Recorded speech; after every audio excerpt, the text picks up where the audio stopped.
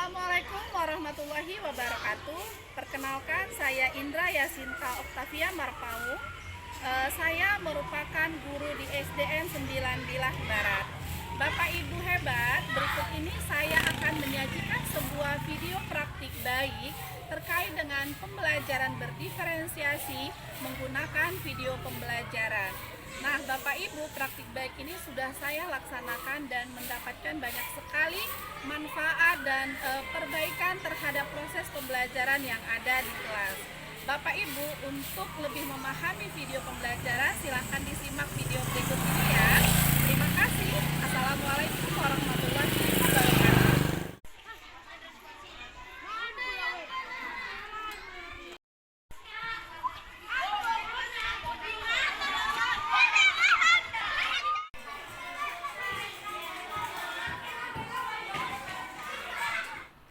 Situasi yang terjadi di SDN 9 Bilah Barat bahwa motivasi belajar siswa terlihat masih sangat rendah. Ini terlihat dari respon belajar siswa yang kurang maksimal sehingga siswa mengalami kesulitan dalam mengikuti pembelajaran.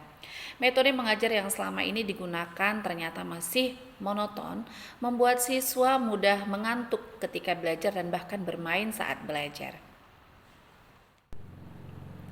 Sebagai guru penggerak, saya memiliki kewajiban untuk melaksanakan pembelajaran yang dapat mengakomodasi kebutuhan belajar murid baik dari kesiapan belajarnya, minat, dan gaya belajar siswa.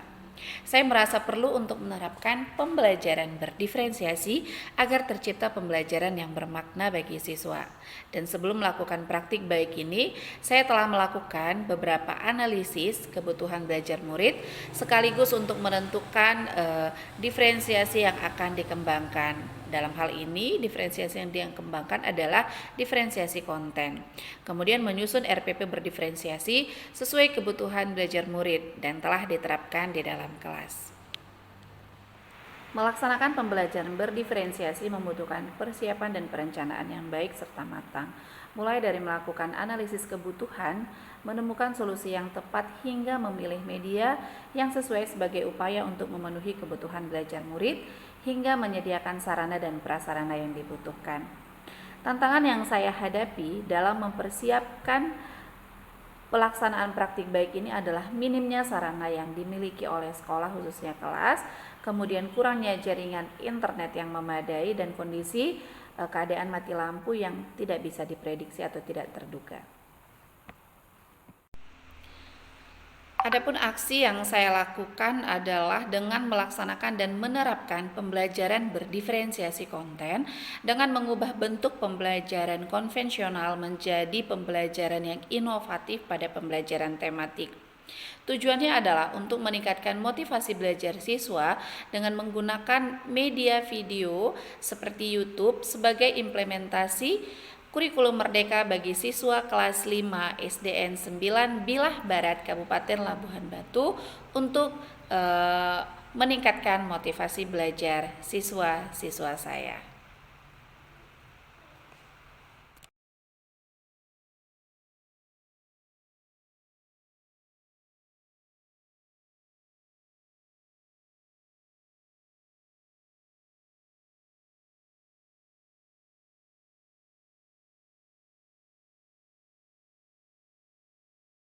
Siap, gerak!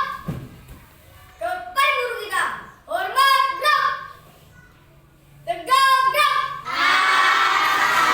Belajar Pancasila, beriman dan bertakwa pada Tuhan Yang Esa dan berakhlak mulia, berkebinekaan. Aku anak soleh.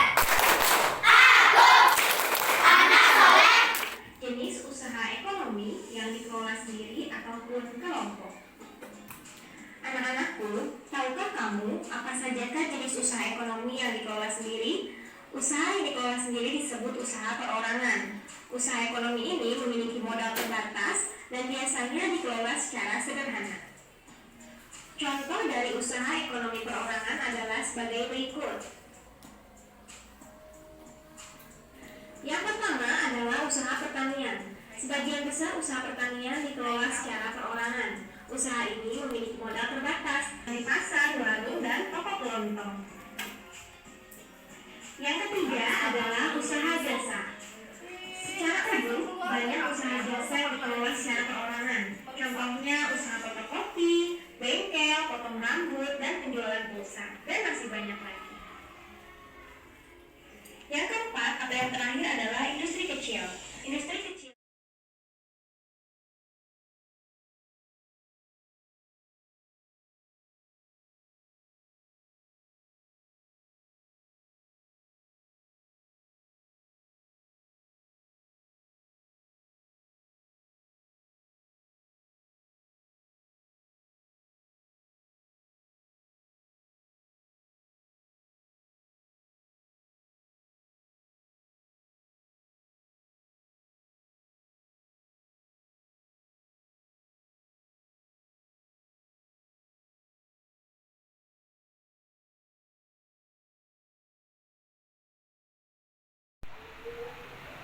Adapun refleksi hasil maupun dampak dari praktik baik yang sudah saya laksanakan adalah bahwa sebagai guru saya harus terus berusaha memenuhi kebutuhan belajar murid saya dengan menerapkan pembelajaran-pembelajaran yang kreatif, inovatif, serta menyenangkan untuk memaksimalkan kebutuhan belajar murid.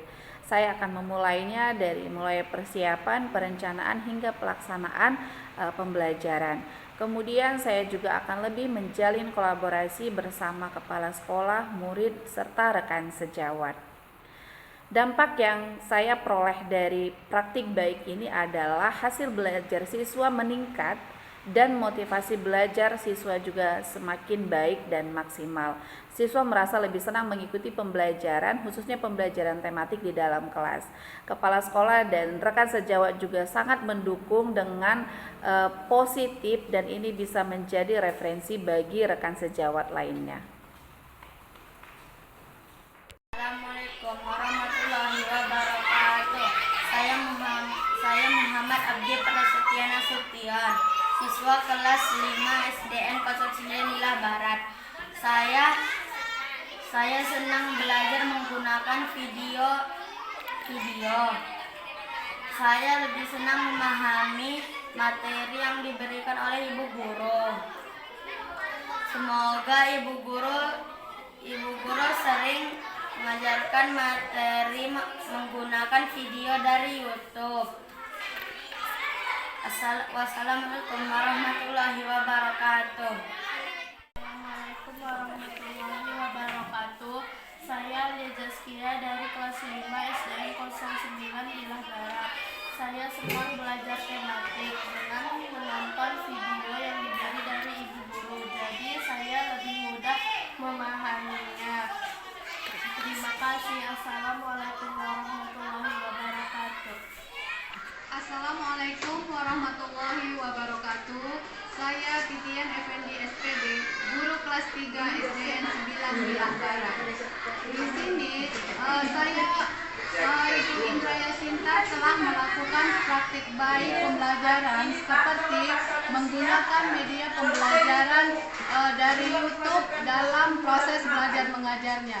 Itu sangat baik sekali dalam meningkatkan pemahaman murid, dan praktek baik yang dilakukan oleh Ibu Indraya Sinta Makaum bisa menjadi referensi kami guru-guru di SDN 9 Lilah Barat. Terima kasih. Assalamualaikum warahmatullahi wabarakatuh.